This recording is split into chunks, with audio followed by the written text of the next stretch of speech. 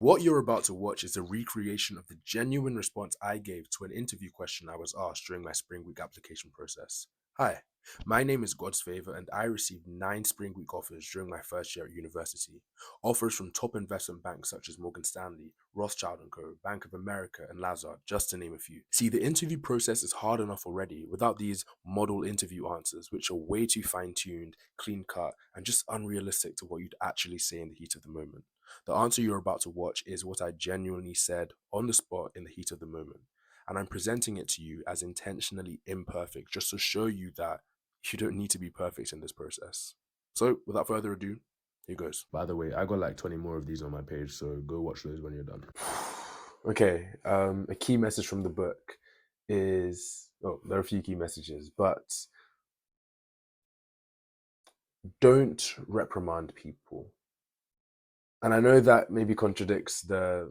Actually, it's in line with the chill reprimanding I mentioned earlier, but it's not one of the key messages, but it's a message. It's one of the messages I'd give just for the sake of time.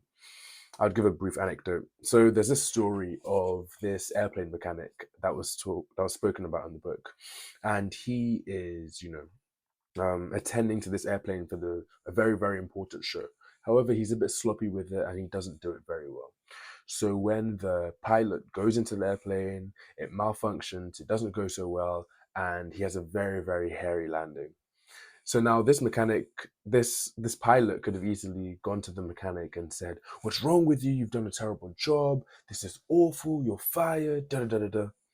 But the pilot knew that the mechanic knew what he did wrong. So he went up to the mechanic and said, so wait, the mechanic went up to the pilot and said, "I'm so sorry. This is never going to happen again. I'm mortified." Da, da, da, da. And the pilot simply said, "I know you realize what you've done. I understand your mistake, and that's exactly why I'm going to let you service my plane again next time."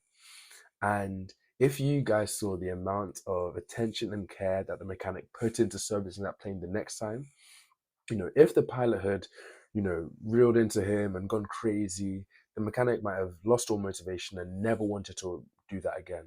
But because of the lack of reprimanding and the trust that the pilot, I guess undeserved trust that the pilot gave to the mechanic, the mechanic had such a sense of gratitude and diligence in doing the task next time.